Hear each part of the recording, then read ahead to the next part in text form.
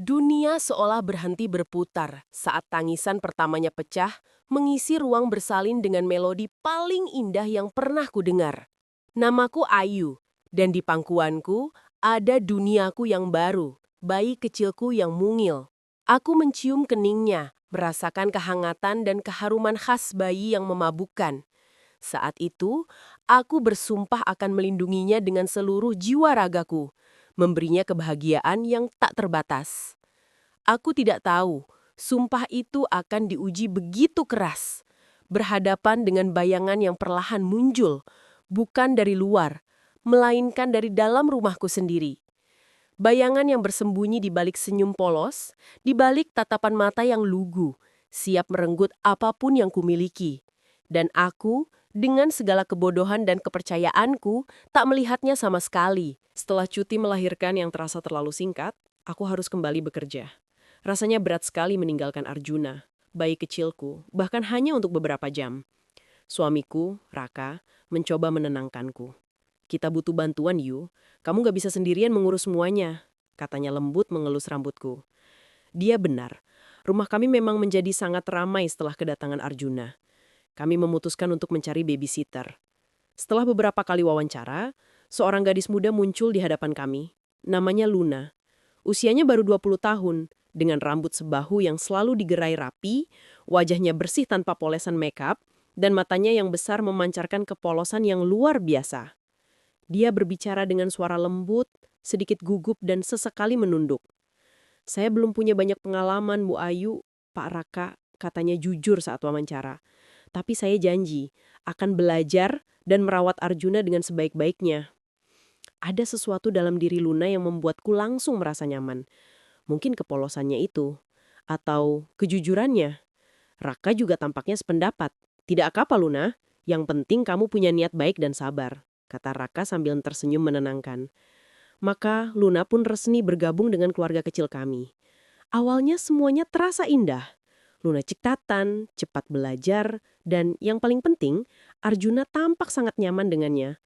Aku sering mengintip dari jauh, melihat Luna menggendong Arjuna, menyanyikan lagu-lagu pengantar tidur dengan suara pelan, atau mengajaknya bermain ciluk bah. Senyumnya selalu tulus, dan aku tidak pernah melihat sedikit pun tanda-tanda ketidaknyamanan dari Arjuna. Kamu beruntung sekali punya Luna, Yu, kata ibuku suatu sore saat berkunjung. Jarang sekali menemukan babysitter semeruda dia, tapi begitu telaten. Pujian itu makin menguatkan kepercayaanku pada Luna. Aku mulai menganggapnya seperti adik sendiri. Kami sering mengobrol tentang banyak hal, dari resep makanan sampai serial drama Korea. Luna selalu mendengarkan dengan antusias, sesekali tertawa kecil dengan suara renyah. Aku bahkan pernah meminjamkan beberapa bajuku padanya saat dia bilang tidak punya baju bagus untuk pergi ke pesta pernikahan temannya.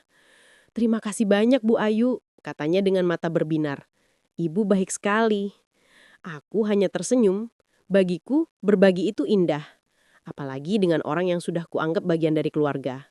Aku merasa beruntung. Hidupku sempurna. Aku punya suami yang mencintai, bayi yang sehat dan mengemaskan, serta seorang babysitter yang sangat bisa dipercaya. Aku tidak tahu, kepolosan yang begitu kuagungkan itu sebenarnya adalah topeng yang begitu sempurna. Topeng yang perlahan akan menutupi kebenaran, mengaburkan pandanganku, dan akhirnya melukaiku begitu dalam. Malam itu, setelah Raka pulang kerja, kami makan malam bersama seperti biasa. Luna pamit untuk membersihkan dapur setelah kami selesai. Saat Raka bercerita tentang pekerjaannya, aku menyadari tatapan matanya sesekali melirik ke arah dapur. Tempat Luna bergerak dengan tenang, aku tidak terlalu memikirkannya. Mungkin hanya kebetulan. Atau mungkin Raka hanya mengamati efisiensi kerja Luna. Tapi, samar-samar, aku merasakan ada sesuatu yang janggal. Sesuatu yang terlalu halus untuk kuidentifikasi. Terlalu samar untuk kusentuh. Seperti bayangan yang melintas di cermin, sesaat terlihat, lalu menghilang sebelum sempat kuamati. Minggu-minggu berlalu, dan rutinitas kami berjalan seperti biasa. Aku sibuk dengan pekerjaan kantorku, Raka dengan proyek-proyeknya, dan Runa mengurus Arjuna dengan penuh perhatian. Namun perlahan, aku mulai merasakan adanya pergeseran halus. Sesuatu yang tak kasat mata, namun menggerogot di ketenangan batinku. perubahan kecil-kecilan mulai muncul. Luna, yang dulu pemalu dan pendiam, kini terlihat lebih percaya diri. Dia mulai merawat diri, memilih pakaian yang lebih bagus, meskipun masih terlihat sederhana, dan sesekali memakai lipstik tipis. Aku senang melihatnya berkembang.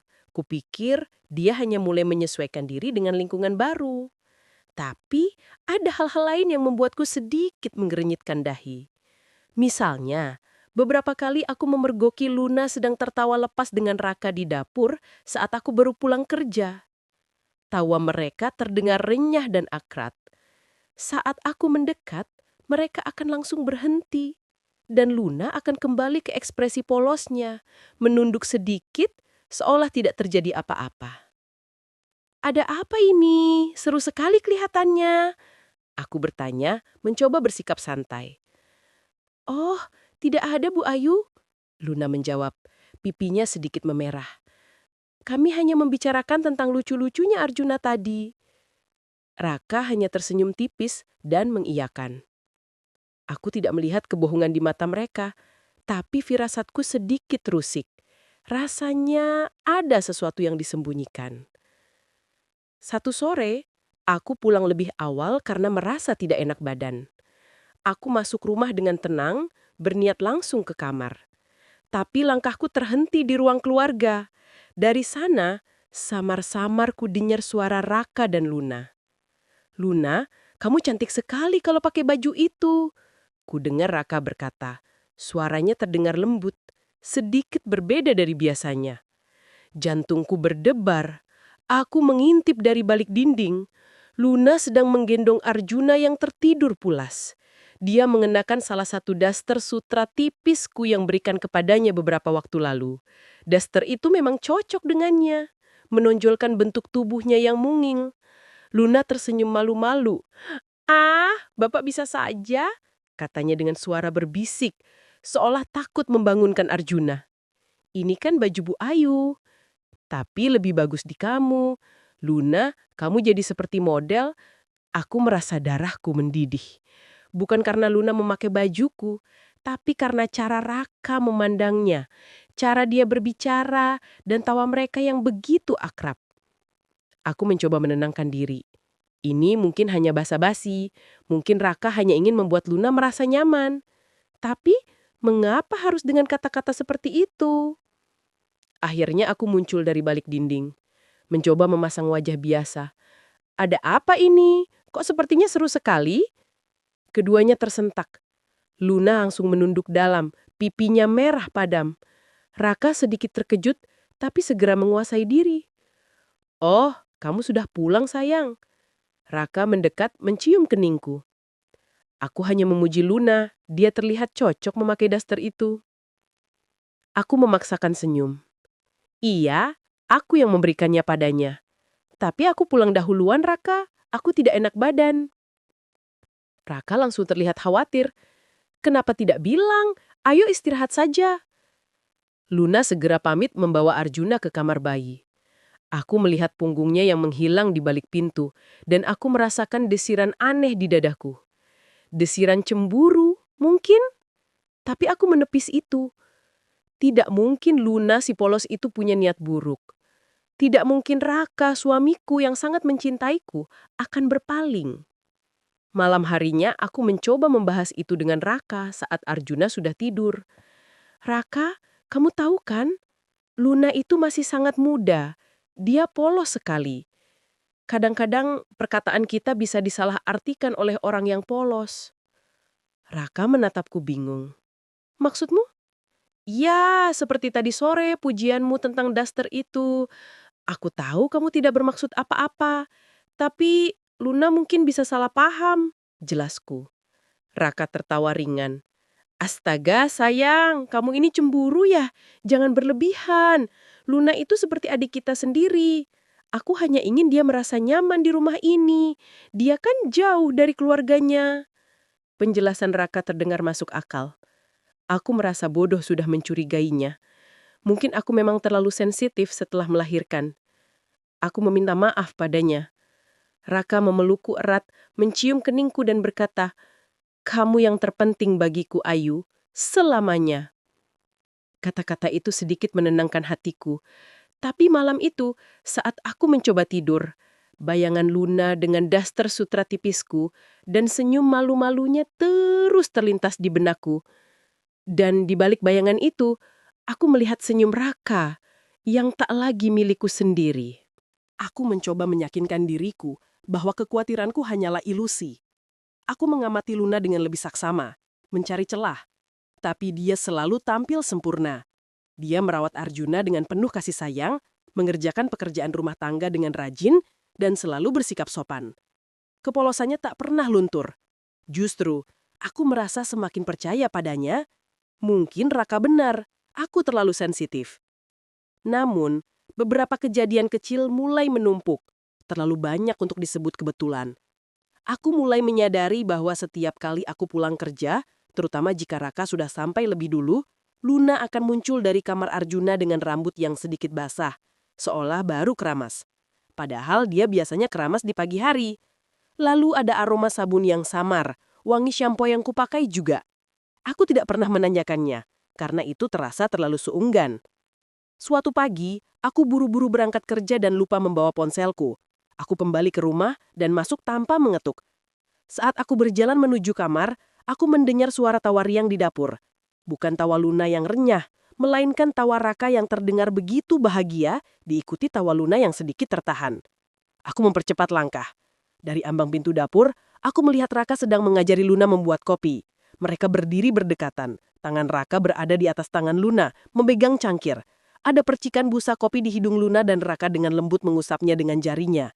Mata mereka bertemu, dan ada kilatan aneh di sana yang terlalu singkat untuk ku mengerti. Saat mereka menyadari kehadiranku, keduanya langsung menarik diri. Luna menunduk, wajahnya memerah. Raka terlihat sedikit gelagapan. Ayu, kok kembali lagi? Raka bertanya mencoba terdengar santai. Ponselku ketinggalan, jawabku datar. Aku menatap Luna yang kini sibuk membersihkan meja. Sedang apa kalian? Oh, ini, Raka tersenyum canggung. Luna ingin belajar membuat kopi, jadi aku mengajarinya. Aku mengangguk perlahan. Begitu. Maaf mengganggu. Aku mengambil ponselku dari meja ruang makan dan langsung pergi tanpa menunggu jawaban. Sepanjang perjalanan ke kantor, pikiranku kalut. Apakah ini hanya kecemburuan buta atau ada sesuatu yang memang salah? Aku mencoba mengingat kembali semua detail. Tatapan Raka pada Luna, tawa mereka, kedekatan mereka di dapur. Apakah aku hanya paranoid atau ini adalah jejak-jejak yang terlalu halus untuk dilihat, namun cukup kuat untuk kurasakan? Keesokan harinya, aku sengaja pulang lebih cepat. Aku ingin memastikan. Aku memarkir mobil ada jauh dari rumah dan berjalan masuk dengan sangat pelan, memastikan tidak ada suara yang kudengar. Pintu utama sedikit terbuka, aku mengincip ke dalam. Di ruang tamu, Raka sedang duduk di sofa sambil membaca koran. Luna sedang menyusui Arjuna di sofa tunggal di seberangnya. Yang membuatku terkejut adalah Luna tidak memakai nursing cover seperti biasanya. Payudaranya sedikit terlihat, terekspos begitu saja di depan Raka. Dan Raka, meskipun pura-pura membaca koran, sesekali melirik ke arah Luna dengan cepat. Jantungku berdebar kencang. Kali ini bukan karena kecemburuan buta, melainkan karena kemarahan yang membara. Aku mencoba menahan diri, mengambil napas dalam-dalam. Aku tidak bisa langsung melabrak mereka tanpa bukti yang kuat. Aku harus tenang. Aku memutuskan untuk berpura-pura baru pulang. Aku masuk dengan suara agak keras, meletakkan kunci di meja, dan memanggil Raka. Raka, aku pulang. Raka langsung menurunkan korannya. Luna segera menutupi dirinya dengan kain, wajahnya pucat pasi. Ayu, kok kamu sudah pulang? Raka terlihat terkejut. Iya, tadi aku rapat sebentar di luar, jadi bisa pulang agak cepat. Bagaimana Arjuna? Luna segera berdiri menyerahkan Arjuna padaku. Arjuna baik-baik saja, Bu Ayu. Dia baru saja minum ASI. Aku menggendong Arjuna, mencium pipinya. Mataku melirik Luna. Ada ketakutan di matanya, tapi juga semacam kelicikan yang terselip begitu samar hingga aku hampir tidak melihatnya. Malam itu, saat Raka sedang mandi, aku memeriksa ponselnya. Aku tidak pernah melakukan ini sebelumnya, tapi kali ini firasatku begitu kuat. Aku membuka galeri fotonya. Ada beberapa foto Arjuna, foto kami berdua, dan sebuah foto Luna yang sedang tertidur di sofa dengan Arjuna di pelukannya. Foto itu diambil dari sudut pandang Raka. Dan Luna terlihat begitu polos, begitu damai dalam tidurnya. Hatiku mencelos. Mengapa Raka memfoto Luna sembunyi-sembunyi? Dan mengapa dia menyimpannya? Aku merasa mual. Ada sesuatu yang salah di sini. Sesuatu yang lebih dari sekedar adik. Aku meletakkan ponsel Raka kembali ke tempatnya. Berusaha bersikap seolah tidak terjadi apa-apa. Tapi di dalam diriku, sebuah keputusan telah bulat. Aku akan mencari tahu apa yang sebenarnya terjadi. Aku akan menemukan kebenaran di balik kepolosan Luna dan di balik tatapan suamiku. Aku tidak bisa membiarkan bayangan ini terus menghantuiku. Aku tidak bisa membiarkan rumah tanggaku hancur begitu saja. Sejak malam itu, aku mulai memainkan peran detektif di rumahku sendiri. Aku tahu ini terdengar gila, tapi firasatku mengatakan ada sesuatu yang tidak beres. Aku mulai mengamati Raka dan Luna dengan lebih cermat, mencari pola, mencari kejanggalan. Aku sengaja beberapa kali lupa barang di kantor dan kembali ke rumah di jam-jam yang tidak terduga. Terkadang aku menemukan mereka sedang bercanda, tapi selalu dalam batas wajar. Terkadang aku tidak menemukan apa-apa yang mencurigakan. Mereka berdua begitu lihai, seperti pemain sandiwara ulung yang tahu bagaimana menyembunyikan peran aslinya. Suatu siang, aku sengaja meninggalkan dompetku di meja makan saat aku pergi ke kantor. Di dompet itu, aku meletakkan selembar uang 100 ribuan yang sudah kutandai dengan pulpen kecil di sudutnya. Aku ingin melihat apakah Luna akan tergoda. Tapi, saat aku pulang, uang itu masih ada di tempatnya. Luna bahkan menyampaikannya kepadaku. "Bu Ayu, ini dompetnya ketinggalan," katanya sambil menyerahkan dompet itu kepadaku. Wajahnya polos, senyumnya tulus. Aku merasa sedikit lega, tapi juga bingung. Apakah aku terlalu berprasangka? Apakah Luna memang sepolos itu? Tapi firasatku tetap berteriak bahwa ada yang salah. Aku kemudian mencoba trik lain. Aku mulai sering mengajak Luna berbicara tentang pria. Aku bertanya kepadanya apakah dia punya pacar, tipe pria idamannya, atau pengalaman cintanya. "Belum ada, Bu Ayu. Saya belum berpikir ke sana. Saya mau fokus bekerja dulu." "Memangnya kamu tidak tertarik dengan pria yang lebih dewasa dan mapan?" tanyaku, mencoba memancing. Luna menatapku dengan mata bulatnya. "Tidak juga, Bu Ayu. Yang penting baik dan bisa membimbing saya." Jawabannya selalu diplomatis, selalu sempurna. Aku mulai merasa frustrasi. Luna seperti buku yang tertutup rapat, terlalu rapi untuk dipecahkan. Namun, satu hal yang tak bisa disembunyikan Luna adalah perubahan pada penampilannya. Dia mulai memakai pakaian yang lebih terbuka saat di rumah, meskipun masih dalam batas wajar untuk babysitter. Atasan yang sedikit ketat, celana pendek di atas lutut, dan dia selalu memastikan rambutnya tergerai indah. Aku juga mulai menyadari bahwa Raka semakin sering meminta Luna untuk menyiapkan minumannya atau mengambilkan sesuatu untuknya, padahal aku ada di rumah. Dan selalu ada tatapan aneh yang kulihat di mata Raka setiap kali Luna melayaninya.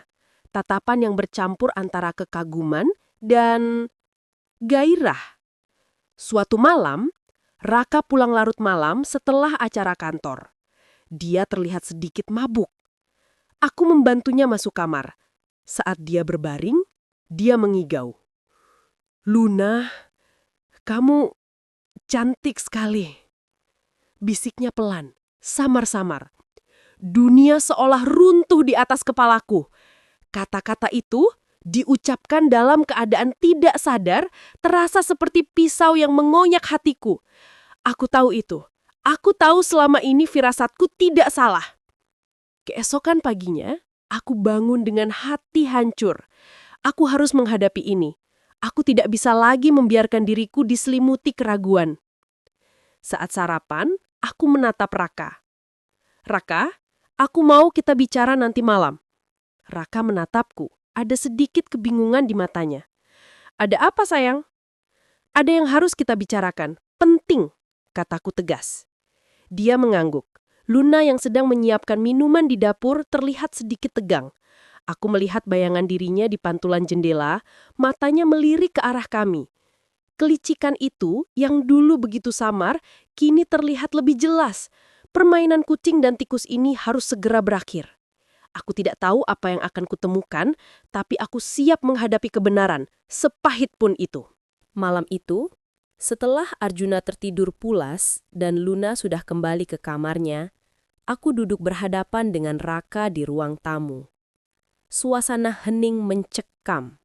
Aku bisa merasakan detak jantungku sendiri yang bergemuruh. Raka, aku memulai. Suaraku sedikit bergetar. Aku ingin kamu jujur padaku. Ada apa di antara kamu dan Luna? Raka terdiam sejenak, menatapku dengan ekspresi kaget. Ayu, apa maksudmu? Tidak ada apa-apa. Jangan bohongi aku, Raka, kataku. Kini suaraku lebih tegas. Aku bukan orang bodoh. Aku melihat semuanya. Aku merasakan semuanya. Cara kamu memandang Luna, cara kalian berbicara, bahkan igauanmu tadi malam. Wajah Raka memucat. Dia mencoba menyangkal lagi, tapi aku tidak memberinya kesempatan. Tadi malam, kamu mengigau Raka. Kamu menyebut nama Luna, dan kamu bilang dia cantik, kataku, menahan air mata yang sudah menggenang di pelupuk mataku. Apa artinya itu, Raka? Raka menghela napas panjang, mengusap wajahnya dengan kedua tangannya. Dia tampak putus asa. Ayu, aku minta maaf, katanya pelan. Aku tidak bermaksud. Tidak bermaksud apa, Raka? Suaraku meninggi. Tidak bermaksud mengkhianatiku? Tidak bermaksud menghancurkan rumah tangga kita? Tidak, Ayu, bukan begitu. Raka mencoba mendekatiku, tapi aku menepis tangannya. Aku tidak pernah berniat mengkhianatimu. Aku mencintaimu, Ayu, hanya kamu. Lalu kenapa, Kak? Air mataku akhirnya tumpah. Aku melihat Raka, suamiku, pria yang kupercaya sepenuhnya, duduk di depanku dengan penyesalan yang mendalam. Tapi penyesalannya tidak menghapus rasa sakit di hatiku. Pengkhianatan ini terasa begitu nyata, begitu menghancurkan. Sodi, apa yang sudah terjadi di antara kalian, Raka? Tanyaku dengan suara serak. Aku harus tahu. Aku harus tahu seberapa jauh mereka sudah melangkah. Raka mengangkat kepalanya. Matanya memerah. Belum sampai sejauh itu, Ayu. Aku bersumpah. Aku hanya sempat menciumnya beberapa kali. Di pipi, di kening, dan dia pernah memelukku erat. Ciuman, pelukan. Rasanya lebih dari cukup untuk menghancurkan segalanya. Aku tahu, Raka mungkin hanya mencoba melindungi perasaanku, tidak mengatakan yang sebenarnya. Tapi bahkan pengakuan sekecil itu sudah cukup membuat duniaku berantakan. Aku akan memecat Luna, kataku, suaraku mantap. Raka tidak membantah. Dia hanya menatapku dengan tatapan kosong, penuh penyesalan. Aku tahu, ini bukan hanya salah Luna, ini juga salah Raka. Salah kita berdua yang terlalu lengah, terlalu percaya pada kepolosan yang ternyata adalah senjata paling mematikan. Malam itu, aku tidur sendirian di kamar Gatung. Arjuna tidur pulas di kamar bayi. Tidak tahu betapa kacau dunia orang tuanya. Aku memandang langit-langit kamar yang gelap, air mataku terus mengalir. Aku membayangkan Luna, dengan senyum polosnya, dengan kelicikan yang tersembunyi. Dia berhasil menancapkan duri di rumah tanggaku. Dan aku tidak tahu, apakah aku bisa mencabutnya. Aku tidak tahu, apakah rumah tangga ini masih bisa diselamatkan. Pagi harinya, suasana di rumah terasa begitu berat. Raka sudah berangkat kerja lebih awal dari biasanya, menghindariku. Aku tahu dia tidak berani menatapku. Luna tampak seperti biasa, sibuk mengurus Arjuna. Tapi aku tahu ada sesuatu yang berbeda. Ada ketegangan yang menggantung di udara. Aku menatap Luna yang sedang menidurkan Arjuna di stroller. Senyum polosnya, tatapan matanya yang lugu. Aku merasa mual melihatnya. Luna, panggilku. Suaraku tenang, tapi aku tahu ada nada yang tajam di dalamnya. Luna menoleh. Ekspresi polosnya sedikit goyah. Iya, Bu Ayu? Kita perlu bicara, kataku. Aku membawanya ke ruang tamu. Aku duduk di sofa, dan dia berdiri di depanku, sedikit menunduk.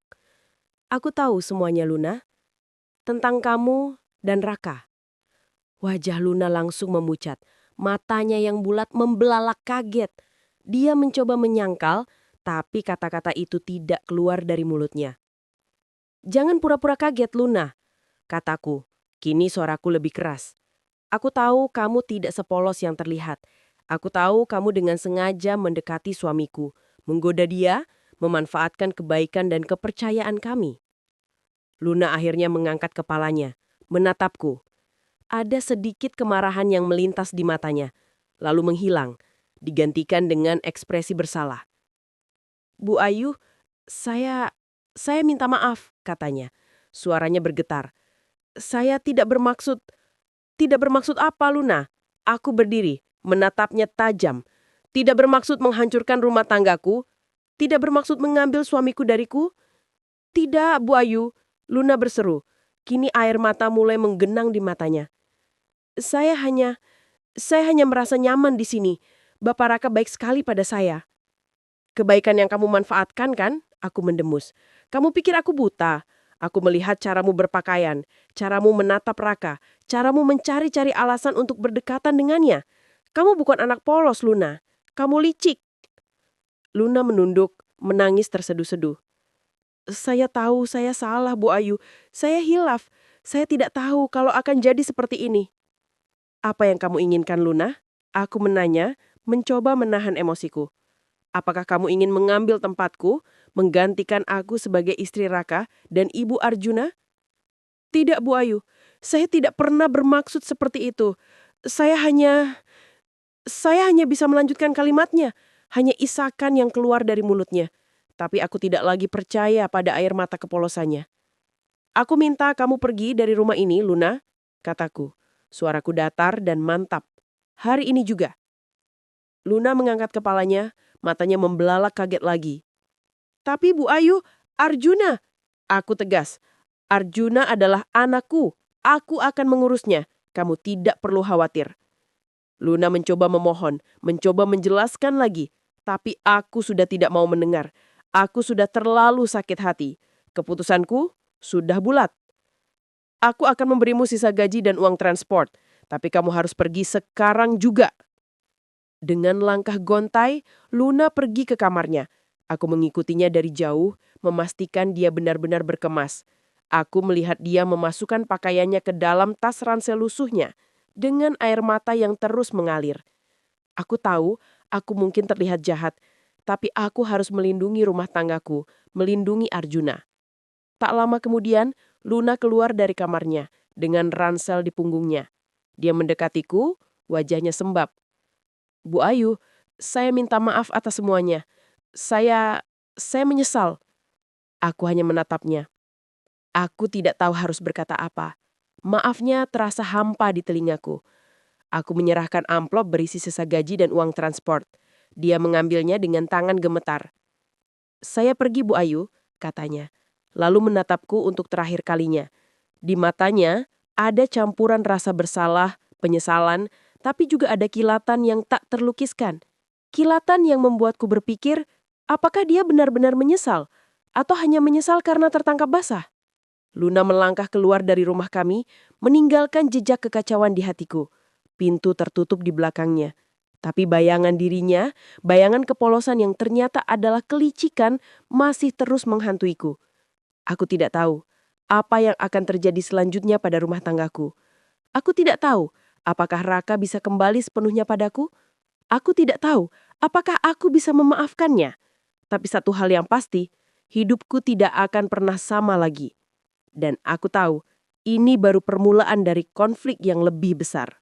Kepergian Luna membawa keheningan yang menyesakkan di rumah kami. Arjuna, yang biasanya riang dengan Luna, kini tampak sedikit kebingungan. Dia sering mencari-cari Luna. Tatapan matanya seolah bertanya, kemana kakaknya pergi? Hati ini pilu melihatnya. Raka dan aku hidup dalam ketegangan yang konstan. Meskipun Luna sudah pergi, bayangannya masih terasa kuat.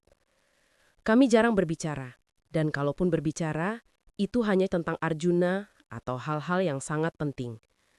Keintiman yang dulu kami miliki seolah menghilang di telan bumi. Malam-malam terasa dingin. Aku tidur di kamar tamu, sementara Raka tidur di kamar kami. Aku tidak bisa membayangkan tidur di sampingnya setelah semua yang terjadi. Aku merasa dikhianati, terluka, dan marah. Raka mencoba meminta maaf berkali-kali. Dia mencoba mendekatiku, memelukku, tapi aku selalu menolaknya. Setiap sentuhannya terasa hampa, setiap kata maafnya terasa seperti racun. Aku tahu aku salah, Ayu, katanya suatu malam, duduk di sampingku di kamar tamu. Aku sangat menyesal. Tolong, beri aku kesempatan. Aku ingin memperbaiki semuanya. Memperbaiki apa, Raka? Tanyaku dingin. Kamu pikir semudah itu? Kamu sudah menghancurkan kepercayaanku. Kamu sudah melukai hatiku begitu dalam. Aku akan melakukan apapun, Ayu, katanya, matanya memohon. Aku akan membuktikan bahwa aku hanya mencintaimu. Aku akan berjanji tidak akan pernah melirik wanita lain lagi. Aku menatapnya. Ada ketulusan di matanya, tapi aku tidak tahu apakah itu cukup. Luka di hatiku terlalu dalam. Aku butuh waktu, Raka, aku katakan. Aku butuh waktu untuk berpikir, untuk menyembuhkan diri. Aku tidak tahu apakah aku bisa memaafkanmu. Raka hanya bisa mengangguk pasrah. Dia tahu, aku serius. Aku kembali bekerja, mencoba mengalihkan pikiranku. Tapi di kantor aku juga merasa tidak tenang. Aku sering melamun, memikirkan kejadian-kejadian itu. Memikirkan Luna yang licik dan Raka yang lenah. Suatu hari saat aku sedang scrolling media sosial, tanpa sengaja aku menemukan akun Instagram Luna.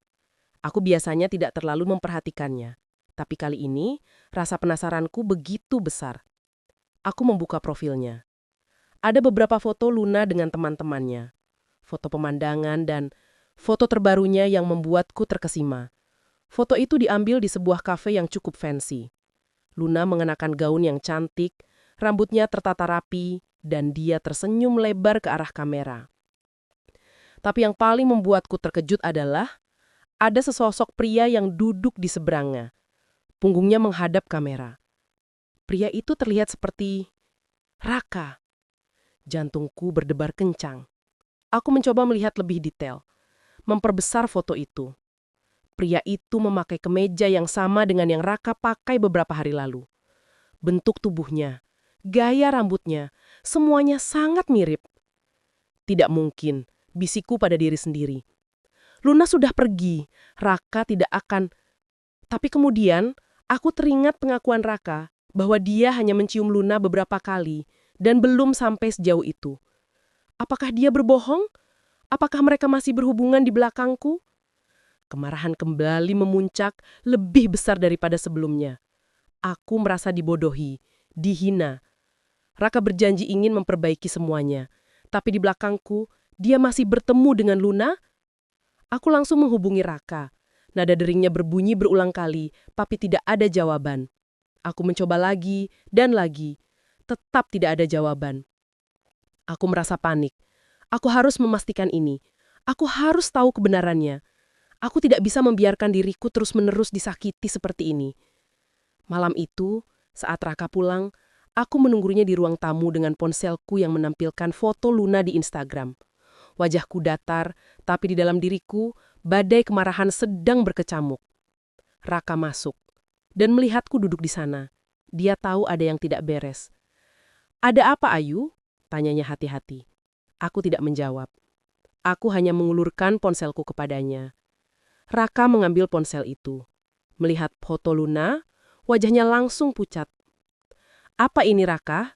tanyaku suara rendah dan tajam. "Kamu bilang ingin memperbaiki semuanya.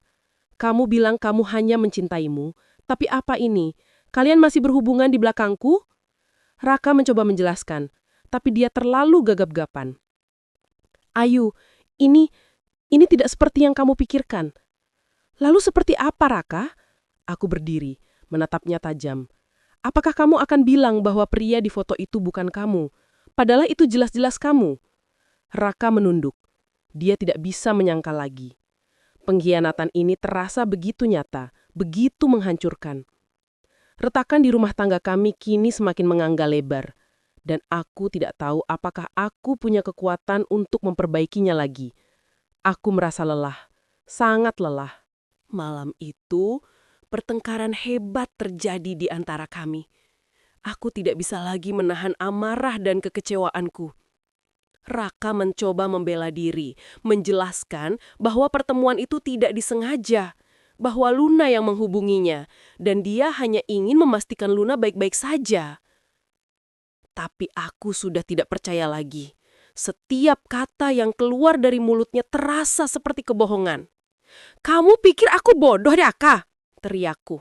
Air mata kembali mengalir deras. "Setelah semua yang kamu lakukan, kamu masih bisa berbohong kepadaku. Kamu bilang ingin memperbaiki, tapi kamu malah menusukku dari belakang." "Ayu, dengarkan aku." Raka mencoba memegang tanganku, tapi aku menepisnya. "Aku bersumpah, aku tidak bermaksud apa-apa. Luna hanya ingin berpamitan. Dia bilang dia akan pulang kampung dan ingin mengucapkan terima kasih atas semua kebaikan kita." "Oh iya? Dengan memakai gaun cantik dan tersenyum genit seperti itu?" Aku menyambar ponselku dan menunjukkan lagi foto Luna. "Ini bukan pamitan biasa, Raka. Ini kencan." Raka menghela nafas pasrah. Dia akhirnya mengakui bahwa dia memang bertemu Luna. Tapi dia bersikeras bahwa tidak ada hal lain yang terjadi selain obrolan biasa. "Aku tahu ini salah, Ayu. Aku seharusnya tidak menemuinya. Aku minta maaf," katanya suaranya pelan dan penuh penyesalan. "Tapi aku berani bersumpah, tidak ada apa-apa di antara kami, Ayu. Hanya obrolan, itu saja." Aku menatapnya tajam. Aku ingin percaya, tapi hatiku terlalu sakit. Terlalu banyak kebohongan, terlalu banyak pengkhianatan yang kurasakan. "Aku tidak bisa, Raka," kataku suaraku parau. "Aku tidak bisa lagi percaya padamu." Malam itu, kami tidur terpisah lagi. Aku tidak bisa memejamkan mata. Pikiranku terus berputar, memikirkan Luna, memikirkan Raka, memikirkan masa depan rumah tanggaku. Aku merasa sangat kesepian, meskipun ada Raka di rumah ini, meskipun ada Arjuna yang tidur di kamar sebelah. Keesokan paginya, aku membuat keputusan. Aku harus tahu kebenaran seutuhnya. Aku tidak bisa hidup dalam keraguan ini. Aku memutuskan untuk menghubungi Luna. Aku mengambil nomornya dari ponsel lamaku, nomor yang tidak pernah kuhapus. Aku mengirim pesan singkat padanya. "Luna, aku ingin kita bertemu. Ada yang ingin kubicarakan." Tidak lama kemudian, Luna membalas. "Baik, Bu Ayu. Kapan dan di mana?" Aku mengatur pertemuan di sebuah kafe yang tidak jauh dari kantor. Aku sengaja memilih tempat umum agar lebih aman.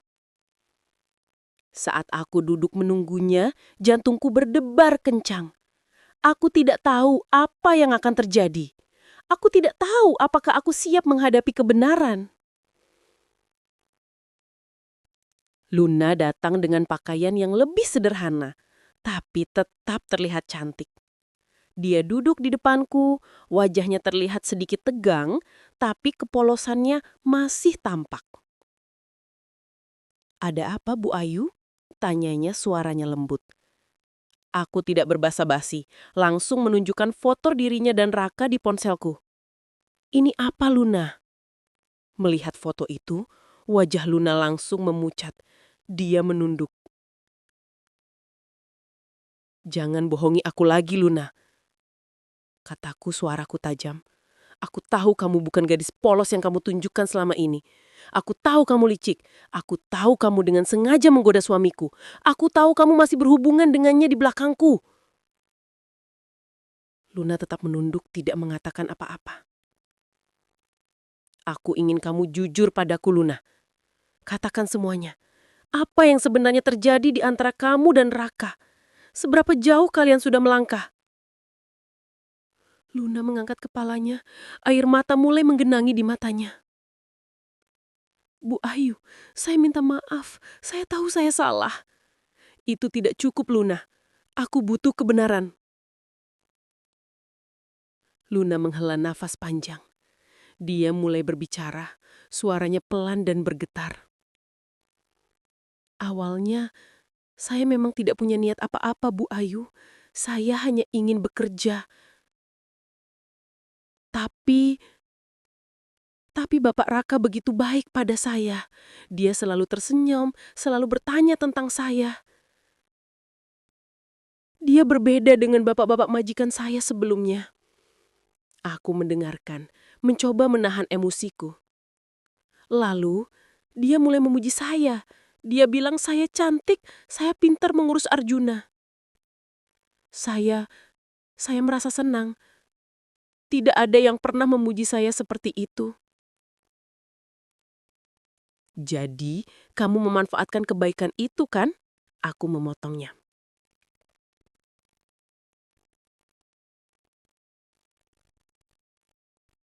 Tidak, Bu Ayu. Saya merasa nyaman dengannya. Lalu dia mulai mendekati saya. Dia sering menggenggam tanganku, mengelus rambutku. Dia bilang saya seperti adiknya, tapi tatapan matanya berbeda. Saya tahu itu. Hatiku terasa nyeri mendengar pengakuan itu. Jadi, Raka juga yang memulai. Apa yang terjadi setelah itu? Luna menghela nafas lagi. Dia mencium saya beberapa kali, di pipi, di bibir. Dunia seolah berhenti berputar. Ciuman di bibir, bukan hanya pipi atau kening seperti yang dikatakan Raka. Pengkhianatan ini jauh lebih dalam dari yang kuduga. Apalagi? Luna menatap aku dengan mata berkaca-kaca. Kami pernah berpelukan erat dan Bapak Raka pernah bilang dia mencintai saya. Kata-kata itu menghantamku seperti godam. Raka mencintai Luna, bukan hanya aku. Air mataku tumpah ruah. Aku merasa hancur berkeping-keping. Dan pertemuan kalian di kafe itu? Tanyaku, menahan isakan. Saya yang mengajaknya, Bu Ayu. Saya merasa bersalah, tapi saya juga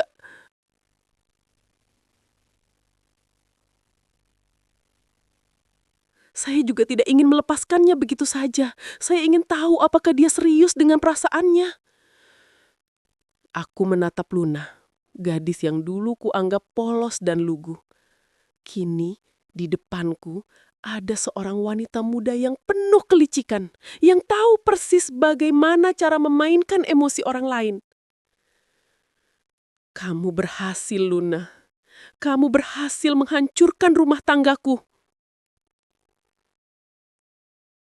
Kamu berhasil mengambil hatiku dari suamiku. Luna menangis terseduh-seduh. Saya minta maaf, Bu Ayu. Saya sungguh menyesal. Saya tidak tahu harus bagaimana. Aku tidak lagi peduli dengan penyesalannya. Yang kurasakan hanyalah kemarahan dan kekecewaan yang tak terbatas. Aku berdiri, mengambil tasku. Aku tidak bisa lagi melihatmu, Luna. Jangan pernah muncul lagi di hadapanku. Aku berjalan pergi, meninggalkan Luna yang masih menangis di kafe. Aku merasa hampa. Semua kebenaran yang kuinginkan kini telah terungkap. Tapi kebenaran itu tidak membuatku lega. Justru kebenaran itu semakin menghancurkanku.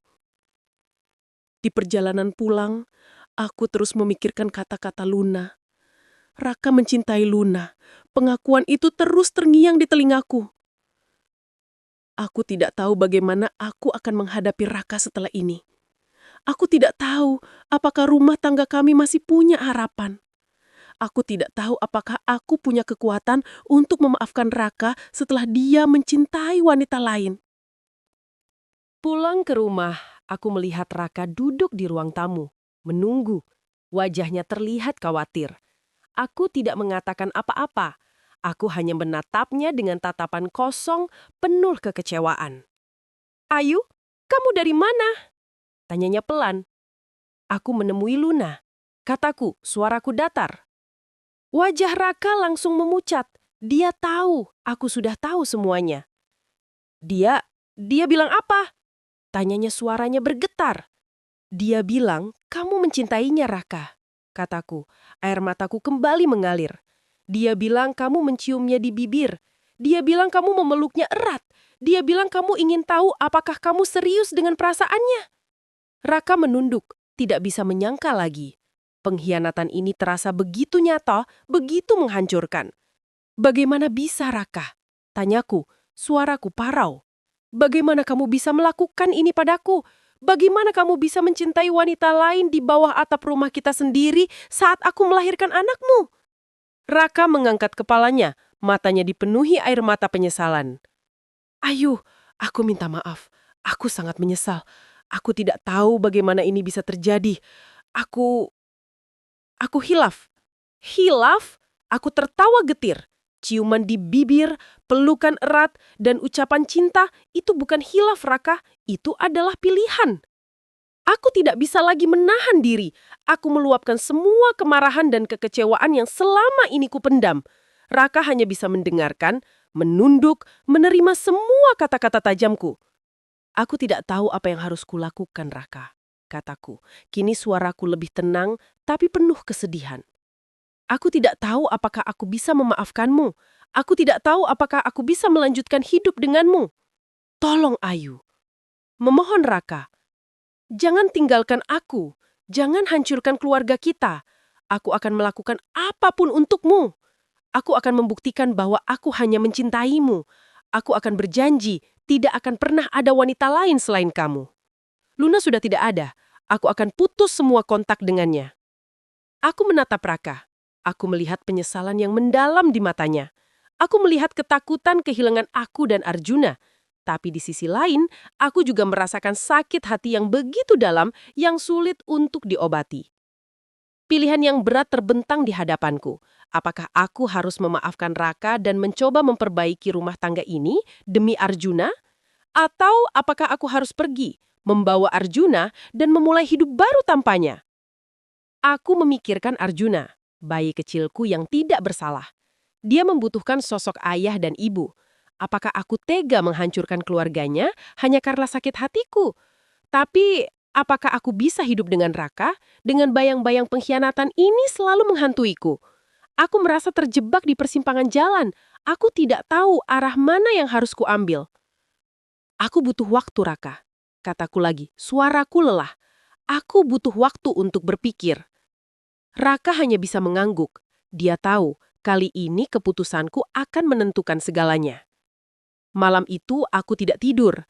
Aku memandangi Arjuna yang tidur pulas di kamar sebelah. Aku mencium keningnya, merasakan kehangatan tubuhnya yang mungil. Aku ingin memberikannya keluarga yang utuh, keluarga yang bahagia. Tapi aku tidak tahu apakah aku bisa. Di satu sisi aku sangat mencintai Raka. Kami sudah bersama selama bertahun-tahun. Dia adalah ayah dari anakku. Kami memiliki banyak kenangan indah bersama. Tapi di sisi lain, pengkhianatannya begitu menyakitkan, begitu menghancurkan. Aku memikirkan Luna, gadis polos yang ternyata adalah serigala berbulu domba. Dia telah menancapkan duri di rumah tanggaku, dan duri itu kini terasa begitu sulit untuk dicabut. Aku bertanya-tanya apakah ini memang takdir kami? Apakah aku memang harus melewati cobaan seberat ini? Fajar mulai menyingsing, memancarkan cahaya keemasan. Aku merasa lelah, tapi keputusanku masih belum bulat. Aku tahu, apapun keputusanku nanti, itu akan mengubah hidupku dan hidup Arjuna selamanya. Ini adalah pertarungan terberat dalam hidupku, pertarungan antara cinta dan rasa sakit, antara memaafkan dan melepaskan. Dan aku tidak tahu apakah aku akan memenangkan pertarungan ini. Aku hanya tahu, aku harus memilih. Beberapa bulan berlalu dalam ketidakpastian. Aku dan Raka masih tinggal di bawah atap yang sama. Tapi kami hidup seperti orang asing. Aku terus merenung, memikirkan semua yang terjadi, mencoba mencari jawaban atas pertanyaanku sendiri. Arjuna menjadi satu-satunya jembatan di antara kami. Kami akan berbicara saat mengurusnya. Tapi selebihnya, keheninganlah yang mengisi rumah. Raka terus berusaha. Dia menyiapkan sarapan untukku, membantuku mengurus Arjuna, bahkan membeli bunga dan coklat. Tapi aku hanya bisa menatapnya. Hatiku masih beku. Suatu sore saat aku sedang menidurkan Arjuna, Raka masuk ke kamar. Dia duduk di sampingku menatap Arjuna yang tertidur. "Aku tahu kamu masih marah padaku, Ayu," katanya pelan. "Aku tahu aku sudah melakukan kesalahan besar, tapi tolong, beri aku satu kesempatan lagi. Aku tidak bisa hidup tanpamu dan Arjuna." Aku menatapnya. Matanya penuh kesedihan, penuh penyesalan. Aku bisa melihat betapa dia mencintaiku dan anak kami. Tapi bayangan Luna, bayangan pengkhianatan itu, masih saja menghantuiku. "Aku tidak tahu, Raka," kataku, suaraku lirih. "Luka ini terlalu dalam." Raka menggenggam tanganku. "Aku akan membuktikan kepadamu, Ayu. Aku akan melakukan apapun. Aku akan pergi ke psikolog, jika itu bisa membantuku mengatasi masalah ini. Aku akan melakukan apapun untuk mendapatkan kembali kepercayaanmu." Kata-kata Raka membuatku sedikit tersentuh. Dia benar-benar berusaha. Aku melihat ketulusan di matanya. Tapi apakah itu cukup? Malam itu, aku akhirnya membuat keputusan. Aku memang sangat mencintai Raka, dan aku tidak bisa membayangkan hidup tanpanya. Terlebih lagi, Arjuna membutuhkan ayah dan ibunya. Aku tahu memaafkan bukan hal yang mudah. Tapi aku juga tahu bahwa cinta sejati membutuhkan perjuangan. "Aku akan memberimu kesempatan, Raka," kataku, menatapnya. "Tapi kamu harus berjanji. Tidak akan ada lagi kebohongan, tidak ada lagi rahasia. Kamu harus benar-benar membuktikan kalau kamu hanya mencintaiku. Dan kita akan pergi ke konseling pernikahan." Mendengar kata-kataku, wajah Raka langsung berbinar. Dia memelukku erat, mencium keningku berkali-kali. "Terima kasih, Ayu. Terima kasih banyak. Aku tidak akan mengecewakanmu lagi. Aku janji." Aku tahu, jalan ke depan tidak akan mudah. Proses penyembuhan akan membutuhkan waktu. Kepercayaan yang hancur tidak akan kembali dalam semalam. Tapi setidaknya, kami memilih untuk berjuang bersama. Beberapa bulan kemudian, aku dan Raka rutin mengikuti sesi konseling pernikahan. Kami belajar untuk lebih terbuka satu sama lain, untuk memahami kesalahan masa lalu, dan untuk membangun kembali fondasi rumah tangga kami. Raka benar-benar berubah. Dia lebih perhatian, lebih jujur, dan selalu berusaha untuk membuatku merasa aman dan dicintai. Aku juga belajar untuk memaafkan. Bukan hanya Raka, tapi juga diriku sendiri karena terlalu mudah percaya. Aku belajar bahwa kepolosan bisa menjadi topeng paling berbahaya. Suatu sore, saat aku sedang bermain dengan Arjuna di taman belakang, aku menerima sebuah pesan singkat dari nomor tak dikenal. Aku membukanya. Itu adalah foto Luna. Dia mengenakan baju yang lusuh, wajahnya terlihat kuyu, dan dia sedang menggendong seorang bayi yang mungil. Di sampingnya, ada seorang pria yang terlihat jauh lebih tua darinya, dengan tatapan mata yang kasar. Aku terkesikap. Luna? Dengan bayi? Dan pria itu? Terkesikap. Luna? Dengan bayi? Dan pria itu? Aku terkesikap. Luna? Dengan bayi? Dan pria itu? Dengan tatapan mata yang kasar. Aku menatap Arjuna yang sedang asik merangkak di rumput hijau di bawah hangatnya mentari sore. Betapa polosnya ia, tidak tahu konflik yang sedang merajalela dalam hidup orang tuanya. Jantungku berdebar kencang. Apakah ini anaknya? Dan anak Raka? Tidak mungkin. Raka bilang dia hanya mencium Luna beberapa kali dan tidak sampai sejauh itu. Apakah Luna berbohong padaku? Atau Raka yang berbohong lagi? Aku menatap foto itu lagi. Bayi itu. Entah mengapa ada kemiripan samar dengan Raka. Senyum polos Luna yang kini terlihat samar-samar kelicikannya. Apakah ini bagian dari rencana liciknya? Menghancurkan rumah tanggaku, lalu kembali dengan membawa bukti ini. Duniaku kembali berputar. Kebahagiaan yang baru saja rasakan, kini kembali diuji. Luna, dengan kepolosannya yang manipulatif, kembali muncul membawa sebuah rahasia yang mungkin akan mengubah segalanya lagi. Aku menatap Arjuna di pelukanku, lalu menatap foto itu. Apakah ini akhir dari segalanya? Atau ini adalah awal dari konflik yang jauh lebih besar dan lebih rumit? Aku tidak tahu. Aku hanya tahu hidupku tidak akan pernah berhenti diuji. Dan aku harus kuat, demi Arjuna. Aku langsung menghampiri Raka begitu dia pulang kerja. Wajahku tegang, menunjukkan bahwa ada sesuatu yang serius. Raka menatapku. Tatapan matanya langsung berubah khawatir. "Ada apa, sayang?" tanyanya, mencoba mendekat. Aku tidak menjawab. Aku langsung menunjukkan ponselku dengan foto Luna dan bayi di dalamnya. "Apa ini, Raka?" Raka melihat foto itu dan wajahnya langsung memucat pasi. Tangannya gemetar saat memegang ponselku. Dia menatap bayi di foto itu dengan tatapan tak percaya. Ini tidak mungkin," bisiknya. Lebih kepada dirinya sendiri. "Tidak mungkin apa, Raka?" Suaraku meninggi. "Luna mengirim ini padaku. Dia bilang itu anakmu." Raka menggeleng kuat. "Tidak, Ayu. Tidak mungkin. Aku bersumpah tidak pernah ada yang terjadi di antara kami sejauh itu. Hanya ciuman dan pelukan. Itu saja." "Lalu kenapa ada bayi itu, Raka?" Aku mendesaknya. "Dan kenapa ada kemiripan itu?" Raka tampak sangat terkejut, panik dan bingung. Dia mengusap wajahnya berkali-kali. Aku tidak tahu, Ayu. Aku benar-benar tidak tahu. Tapi aku akan mencari tahu. Aku akan menemui Luna." "Tidak perlu," kataku tegas. "Aku yang akan menemuinya. Aku akan mencari tahu kebenaran dari dia sendiri."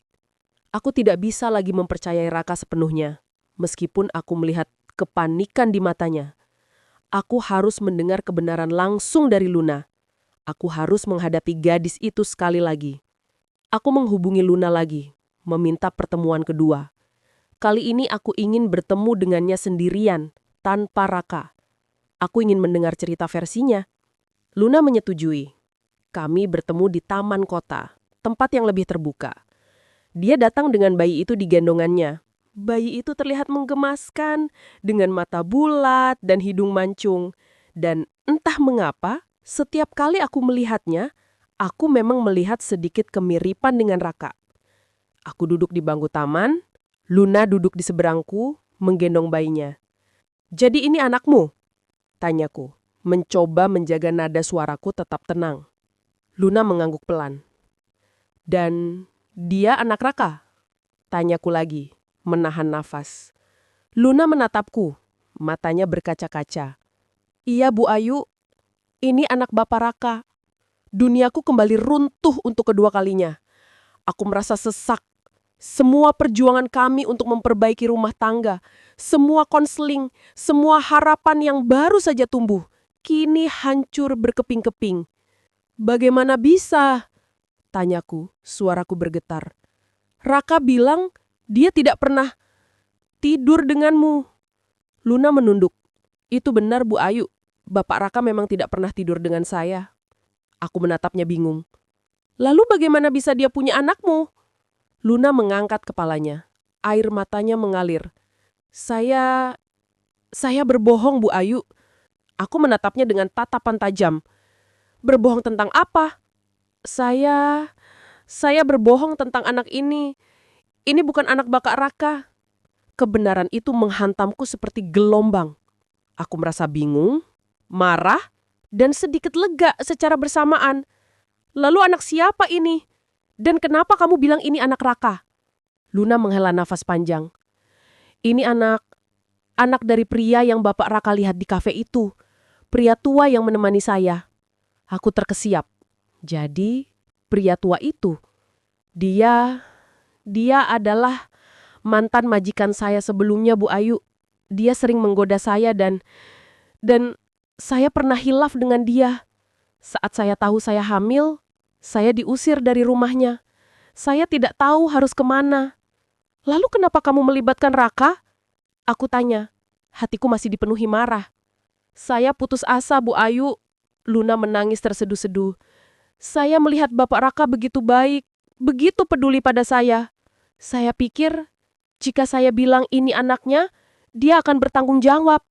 Saya tahu saya jahat. Saya tahu saya licik. Saya tidak punya siapa-siapa lagi." Aku menatap Luna, kini dengan tatapan yang berbeda.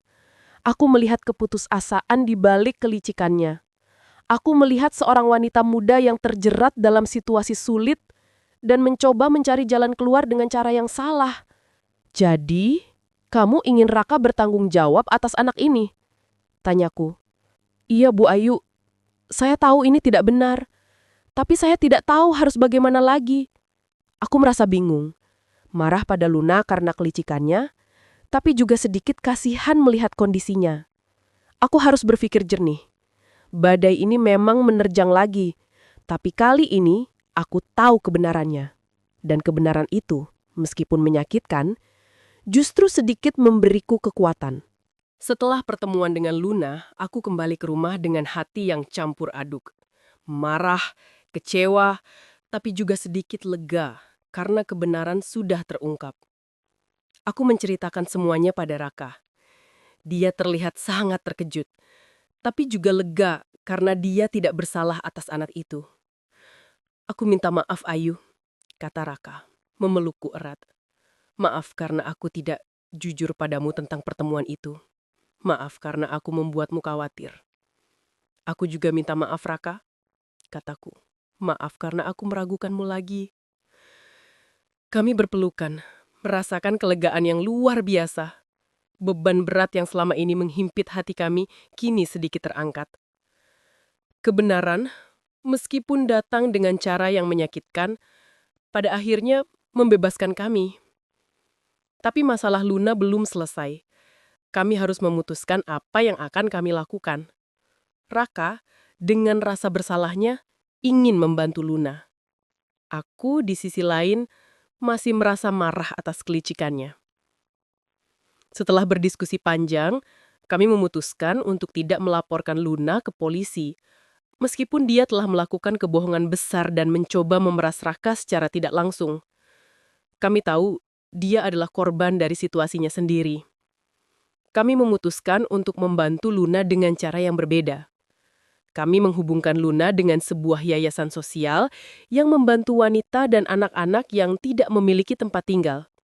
Kami juga memberikan sedikit uang sebagai modal awal agar dia bisa memulai hidup baru. Ini bukan karena kamu, Luna, kataku, saat kami terakhir kali bertemu dengannya di yayasan. Ini karena anakmu. Dia tidak bersalah. Kami harap kamu bisa belajar dari kesalahanmu dan membesarkan anakmu dengan baik. Luna menatap kami dengan mata berkaca-kaca. Terima kasih, Bu Ayu, Bapak Raka. Terima kasih banyak. Saya tidak tahu harus membalas kebaikan kalian seperti apa. Kami hanya mengangguk. Kami tahu ini adalah cara terbaik untuk mengakhiri lingkaran kebohongan dan kelicikan yang telah terjadi. Setelah semua badai mereda, kami kembali fokus pada rumah tangga kami. Konseling pernikahan terus berjalan dan hubungan kami perlahan membaik. Aku belajar untuk memaafkan Raka sepenuhnya, dan dia belajar untuk lebih menghargai kepercayaanku. Kami berdua belajar dari kesalahan masa lalu. Hubungan kami memang tidak akan pernah kembali seperti semula sebelum Luna datang. Ada retakan yang tetap ada. Sebuah pengingat akan badai yang pernah menerjang. Tapi retakan itu juga menjadi pelajaran berharga. Kami menjadi lebih kuat, lebih bijaksana, dan lebih menghargai satu sama lain. Arjuna tumbuh menjadi anak yang ceria dan sehat. Dia adalah pengikat kami, alasan kami untuk terus berjuang. Setiap kali aku melihat senyumnya, aku tahu bahwa semua perjuangan ini tidak sia-sia. Suatu malam, Raka memelukku erat saat kami tidur. Aku mencintaimu, Ayu, bisiknya. Aku sangat mencintaimu. Terima kasih karena sudah memberikanku kesempatan kedua. Aku tersenyum, membalas pelukannya. Aku juga mencintaimu, Raka. Bayangan Luna memang masih ada, terkadang melintas dalam ingatanku. Tapi kini, bayangan itu tidak lagi menakutkan. Justru, bayangan itu menjadi pengingat bahwa di balik kepolosan yang terlihat, bisa jadi ada kelicikan yang tersembunyi. Dan di balik badai terhebat sekalipun, selalu ada harapan untuk membangun kembali dari abu-abu masa lalu. Kami telah melewati badai itu, dan kini kami siap untuk menghadapi masa depan bersama lebih kuat dari sebelumnya.